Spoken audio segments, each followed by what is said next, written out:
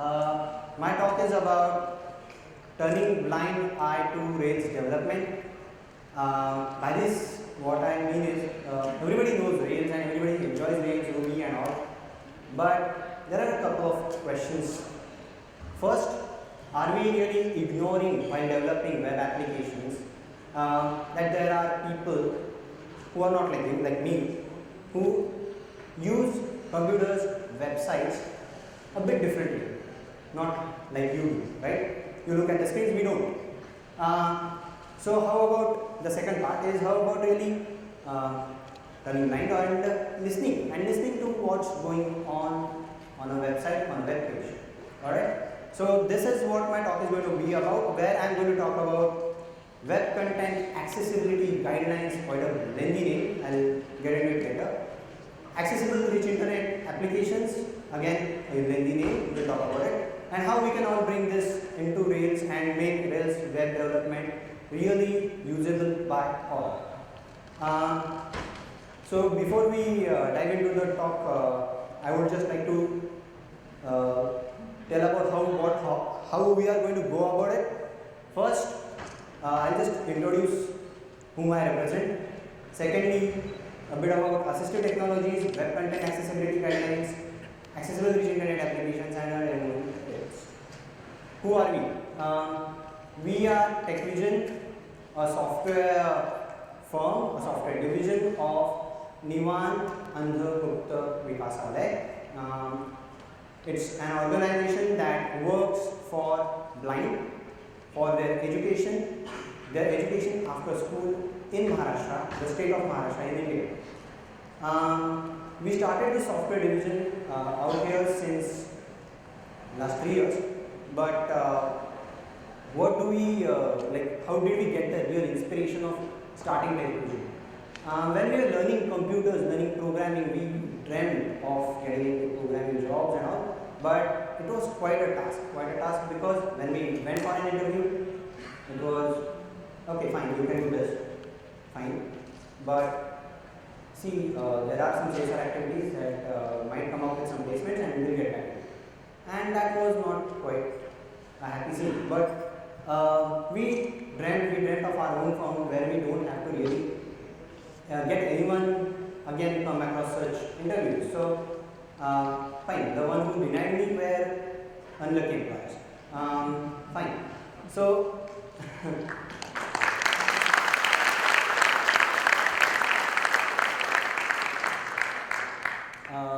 what do we do at TechVision? We just do software development, core software development. It's been 3 years that we have started all this, and it has been we have been quite lucky to start it just years ago. And the way we do it is something that you would really be interested to look at. I'll just have a video run for you. Can you just play the video? Now what is happening in the video is my colleague Nitin is using a Bluetooth headset, wireless keyboard, no monitor in front of him, no cabinet, and the laptop is sitting on some other desk. And soon he will be typing Rails and running Rails, the Rails server.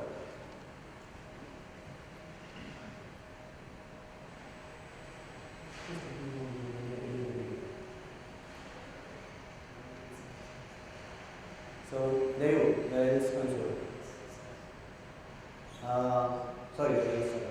Back to the presentation. The next slide, you will see that we are actually using our machines with earphones in it. We use text-to-speech softwares to operate a computer, so we really don't need screens. So if we want to do some secretive talk, we can actually turn down our screens so that no one sees what we are talking about. We can speak our heart out and also have a lot of things spoken about anybody. But there are no conspiracies, no secrecies. We are quite transparent. A small team, a good team. Have been together and will be together. So just moving on further with our presentation. You would be wondering how is it possible to really listen to a computer and then do it? It's quite a tough task, but for us we are quite habituated to it. We have been using it since quite a long time. There are things called as assistive technologies that help us really operate that are access the technologies today. We'll just I'll just talk about internet a bit. Internet basically serves us a single purpose. We can put our content online, everybody can view it, a lot of advantage since internet came in.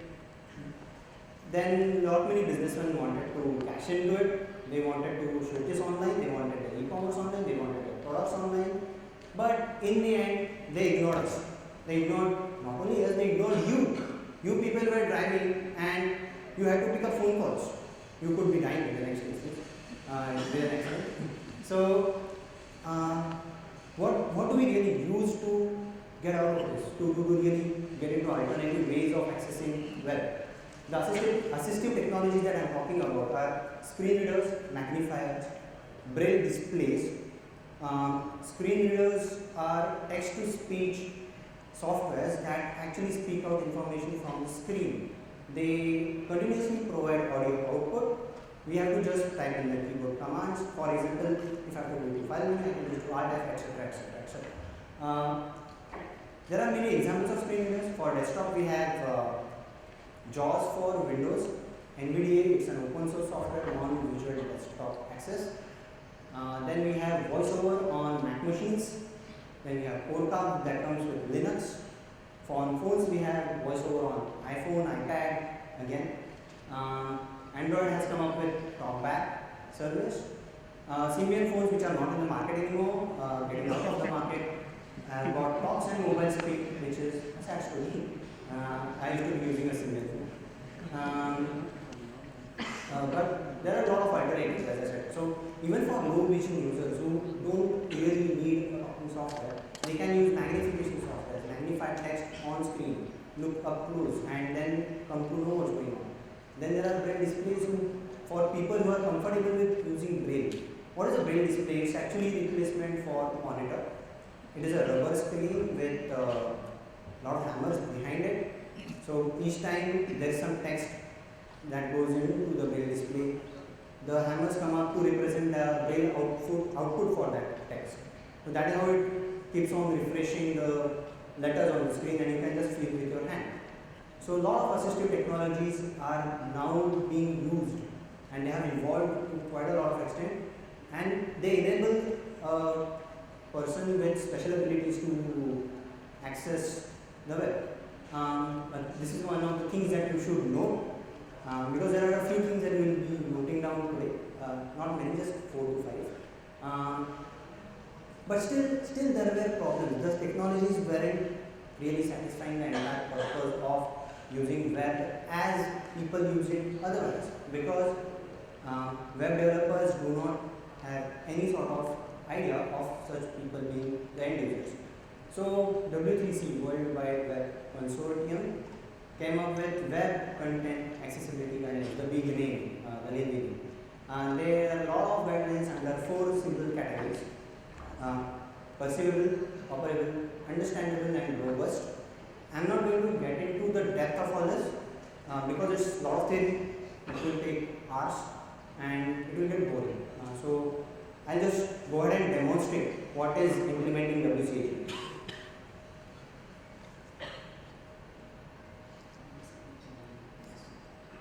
I'll start a screen reading software, NVDA.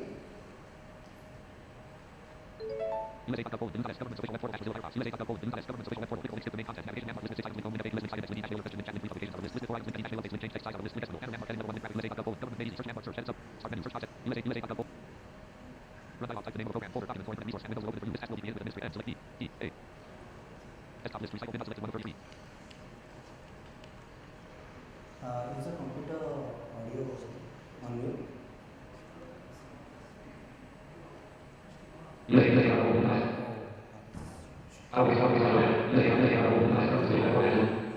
Lot of bass to it. If you can just reduce the bass and okay, the software that I was talking right now was NVDA, Non-Visual Desktop Access. The USA.government website. Now, this is a website which is a real good example of the way you see is the way we see. Because if I go into but before I get here, you people are not understanding what's happening. I can just reduce the speed.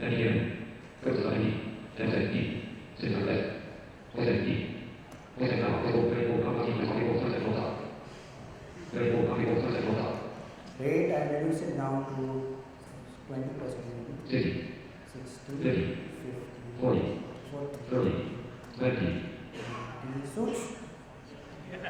USA Hotel Poland, the U.S. government's official web portal at Mozilla. If I listen to this, I'll be sleeping.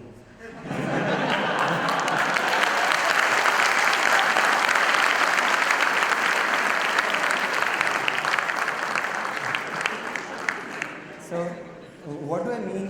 What you see is what I see. Is also one more thing. Actually, you people were disabled. You could not hear the fast. So.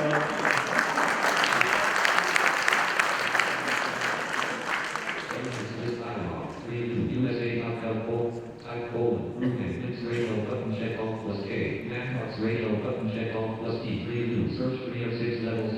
The entire web content is marked up with landmarks, some kind of a markup that indicates a screen reader what is where. Main 406 level 0. Main.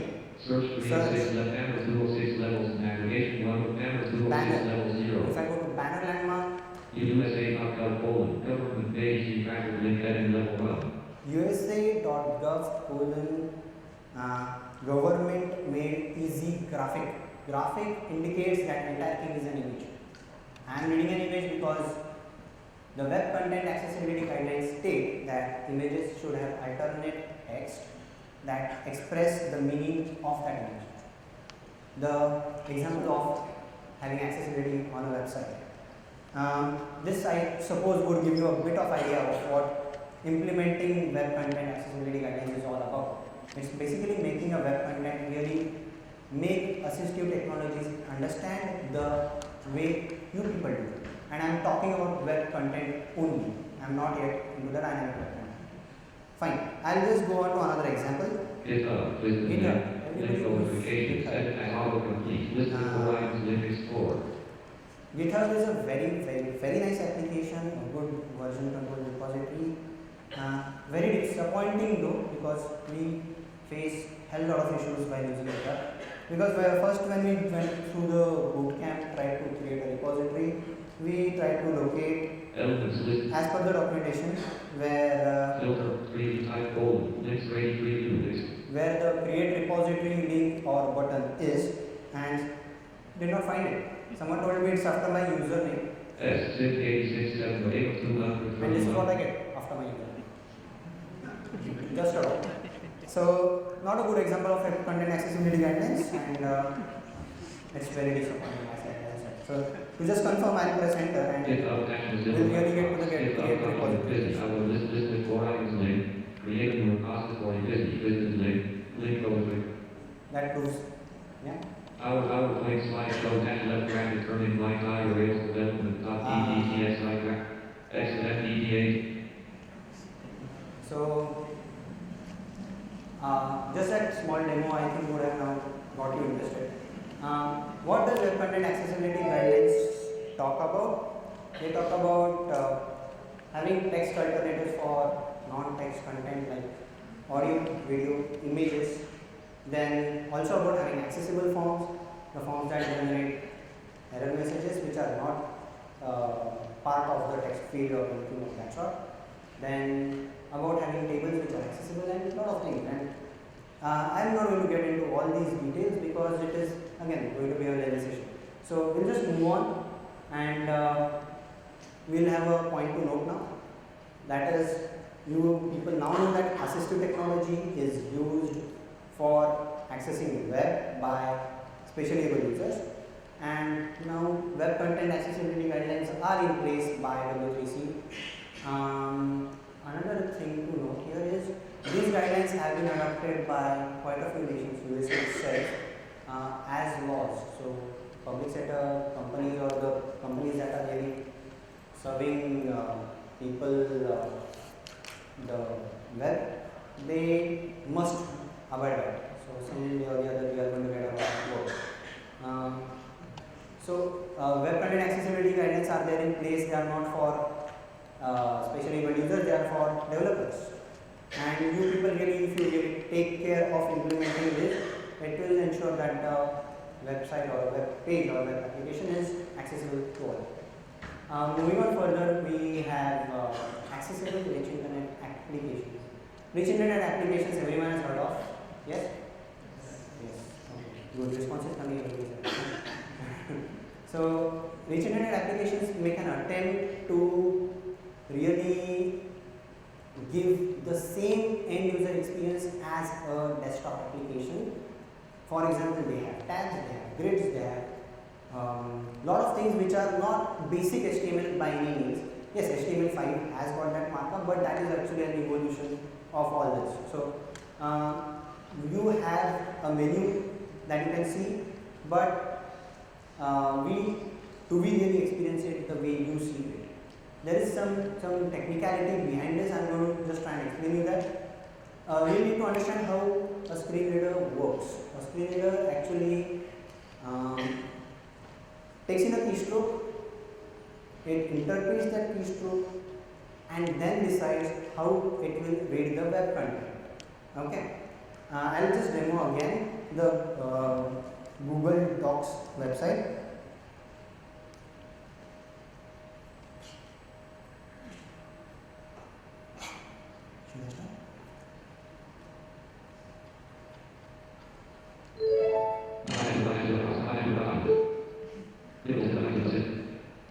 Should I spell it on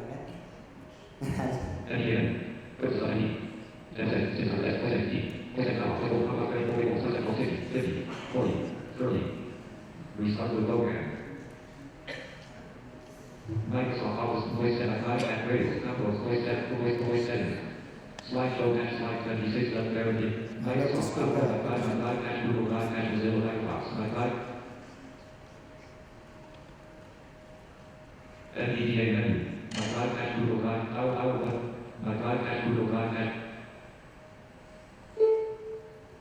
NVDA menu.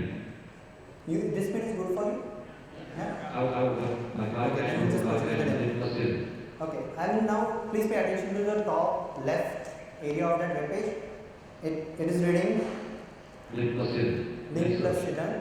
Siddhant, actually my name is Siddhant, not pronouncing it correctly.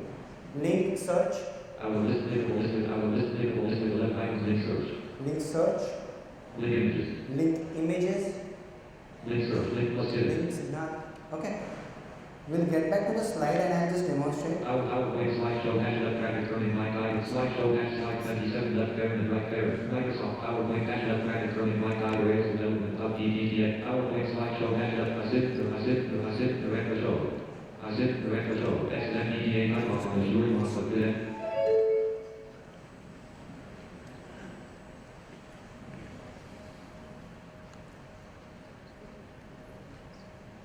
I guess we need to move on to Linux now, but Linux has got a very limited accessibility that is restricting us.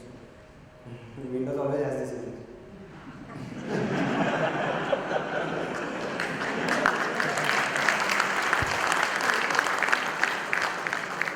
Okay. This slide will actually explain what I read and what you read. You will see the three links sideways.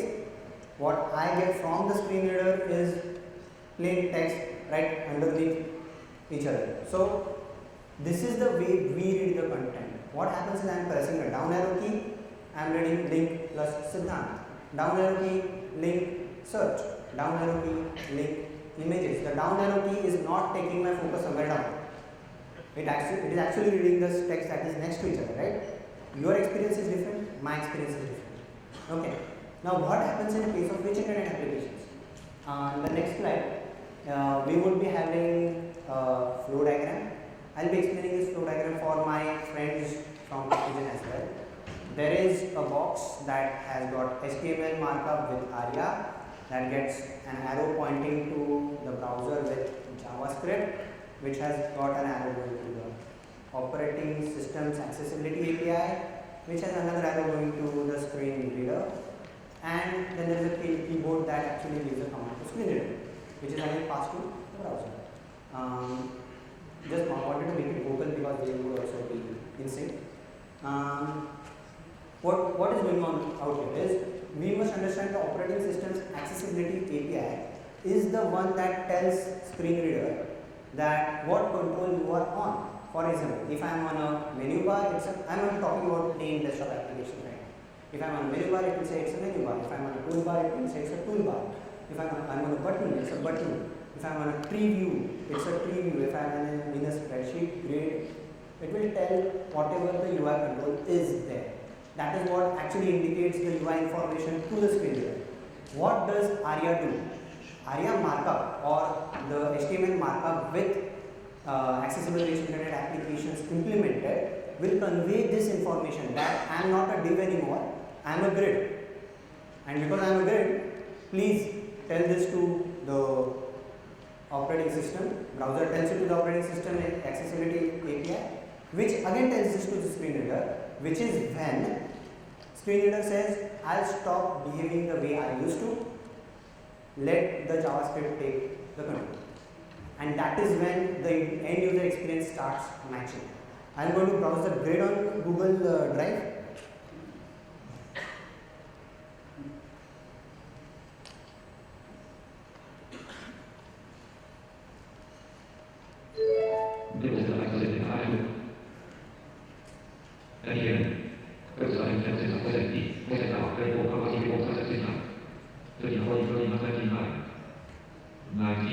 My contact, search link, elements list dialog, type bold, Ambox radio preview, complement my page link, select no items are selected, checkbox not check button, my contact, Google contact, my contact, select button, clickable no items, PowerPoint slideshow dash left, new folder in my drive button. Clickable sort, clickable switch the grid top settings menu, the five grid view, down, left and right arrows to navigate around the grid. It said use the up, down, left and right arrow keys to navigate through the grid. So I am going to press my down arrow key. Simple line spreadsheet 6 of 7. Okay, I press the side arrow key. Simple underscore spreadsheet 6 of 7 up arrow. 3 mistakes of my life dot 2 of 7. 3 mistakes of my life dot 2 of 7. I am going to press right arrow. DW line D0.1. So the way I am using my keystrokes are the same way that you are also viewing this grid. That's how ARIA comes into play. I'll get back to the slides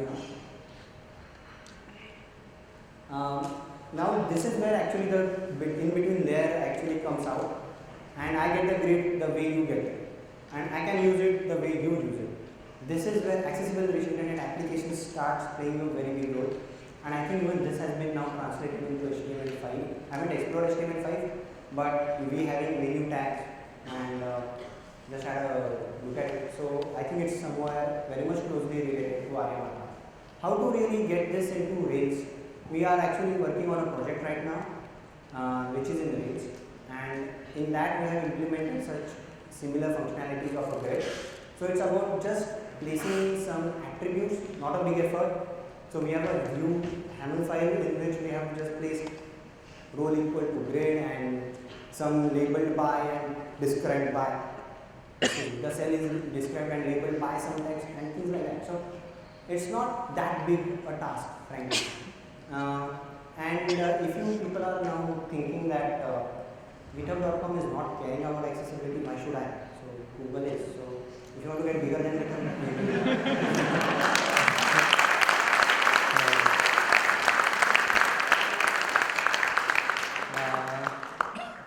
so we'll just move on now.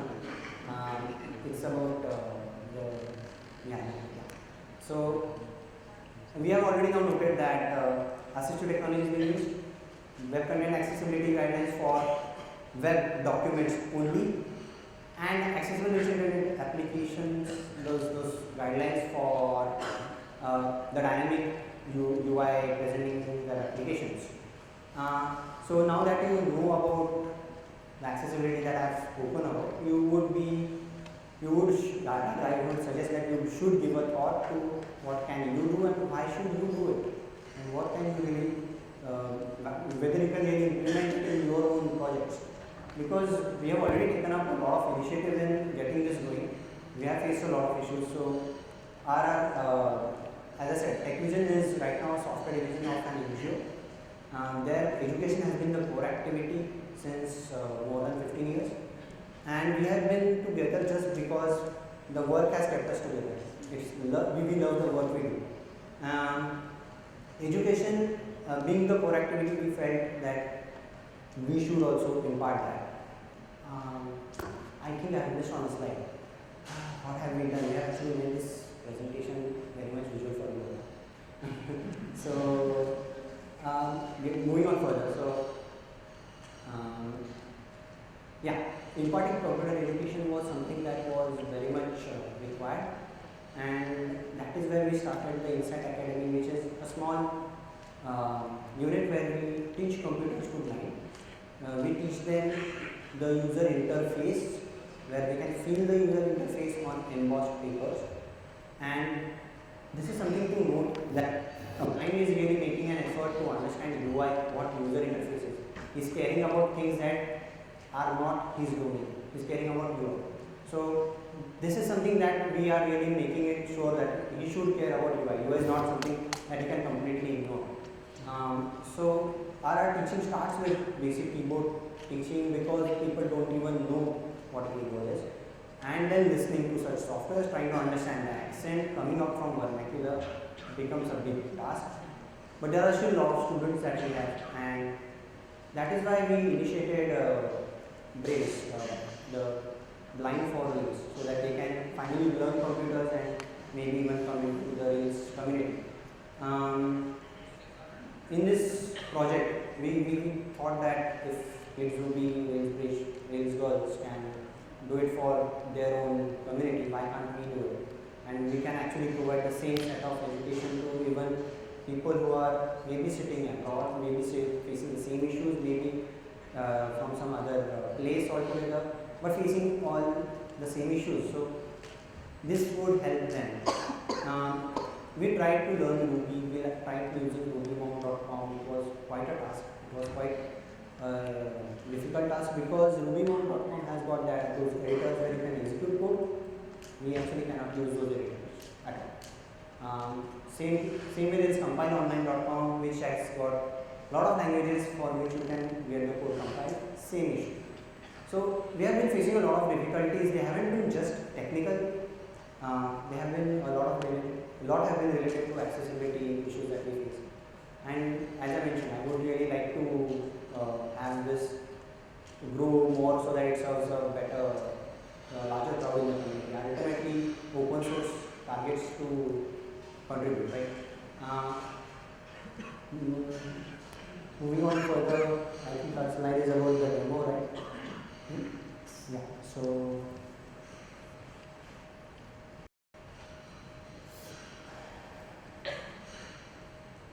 I'm going to just demonstrate the brace.org site that we are trying to build and put it up live.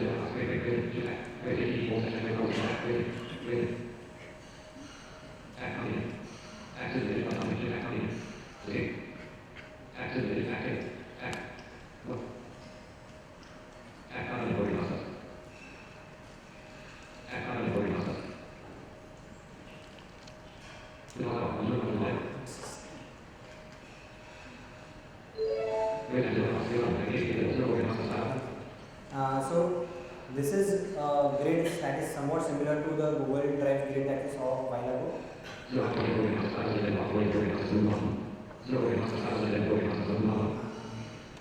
Okay, it's actually reading out the grid out to me. It's saying it's computer basics and all that.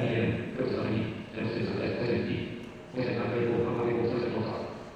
60, 50, 40, 30, 20, Rails action 0 object oriented programming Object-oriented programming. 0 programming basics, 5 Programming selected basics. editable, 0 computer basics, 5 Computer basics. selected editable, computer. So this is something that we are building in Rails, and we have been able to use a bootstrap grid, put some JavaScript around it to have array implemented. It's not that tough, and that is what I really wanted to convey, because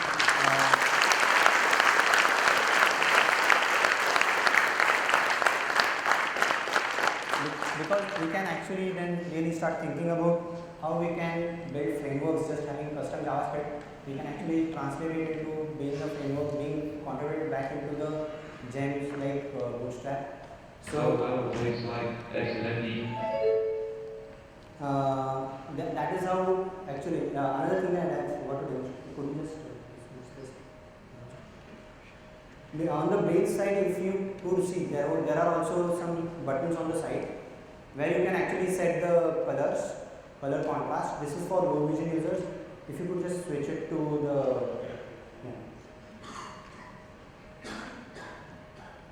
So what happens is, low vision users, they really look at the screen very close.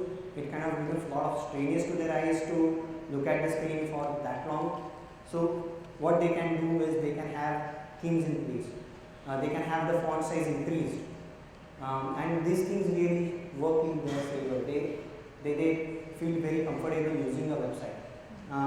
Ask me, even I have tried to use it quite well. So that is another thing that we have implemented in Rails, and we feel that somewhere if we can really get this together, we can have a lot of contributions coming into Rails and going out from Rails as well into the gems. The next slide is the uniqueness of Rails is something that I have already spoken about. That is, first is that we have audio content, that is something which is unique about Rails in a way that many websites present tutorials about programming just in plain text, maybe images here and there, but there is no website that I have seen that actually presents tutorials in audio format. We are trying to present tutorials in very short audios so that people can listen to it. If they want, they can actually even have a look at the transcript, read through the transcript. Because learning computer basics, they are really not aware of the US accent that the screen reading softwares have. So it is always advantageous to listen to a human voice while they are learning, right? And that is something that we really want to make sure that if there is a human voice at the beginning, they will be able to grasp it better. Then maybe we can introduce more text-to-speech related audios into it, and making it accessible because people can use it, not too difficult, right? We have a lot of end users at our organization who can use Brails.org today if we really get going. So there are a lot of contributions that can be done to this initiative.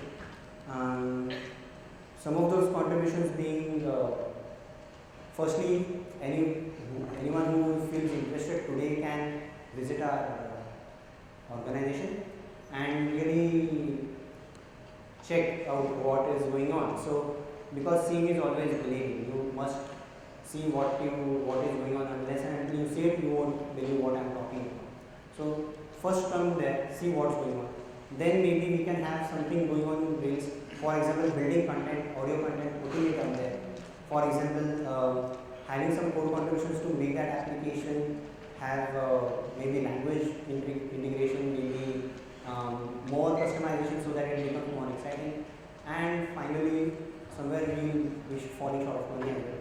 So we would need all that for taking this activity forward. Finally, there are a few points to take back home. Assistive technologies being the first of them. Web content accessibility guidelines that we spoke about. Accessible rich internet applications. Then the fact that we can actually bring all this together in Rails. And there is a lot of scope to contribute. That's it for my presentation. Thank you.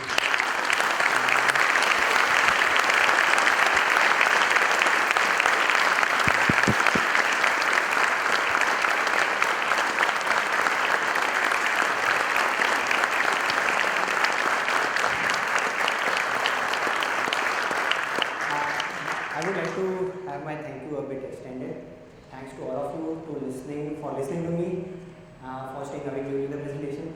Thanks to the jury who gave us a chance to talk here, who selected our talk. A very big thanks to them because this is our first conference where we are attending as well as get a chance to talk. So thanks to them. Then thanks to the clients who have helped us start TechVision, because if we didn't get projects, if there weren't people who trusted our ability, we wouldn't be existent today. A big thanks to Nivan, who is incubating TechVision, a software firm like TechVision, and helping us grow. And finally, I would like to thank everybody else whom I might have forgotten right now. Thanks.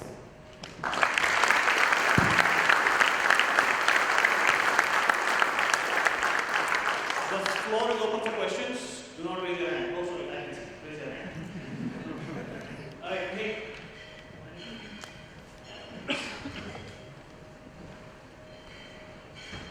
Hey, hi. Hi. Thanks for this talk. It was really, really interesting and mind-blowing. I have a question how you guys, so when you develop, how you debug. So I'm talking about like stack trace, for example. I have a hard time finding the problem in the stack trace. I can see, I can see the stack trace in the characters. How do you guys cope with that? The very difficult part, right? Like if the screen reader tells you, reads the stack trace, is that Yes, so what happens is, generally when we are developing in Rails, we have those exceptions being thrown on the web page itself. That's the first thing that happens. Second thing, we have the Rails console running in background, so which again puts down the console log. Okay. And what we will do is we first of all try and understand what is happening, just looking at the web, reading through it, using the text-to-speech software. And secondly, if we don't find any solution, we actually really read through line by line in the console, finding where the error might have originated. All that from, where the from stops, that is probably the area where the error starts. okay, but the thing is, like a stack trace is really full of like paths, like slash point 1.3.9 and stuff like that. Is that all read by this screen reader? Yeah. It reads out all the text. So you guys actually had the opportunity of seeing them work and figure out an exception. And it's much simpler than we think. We just copy pasted it, put it in Notepad, and it read it faster than we could read.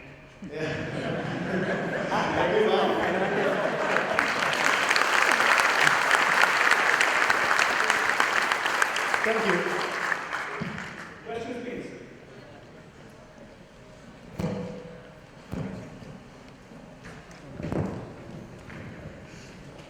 Hi Siddhant. Hi. Yeah, great talk. I just had a couple questions. So you talked about idea roles, right?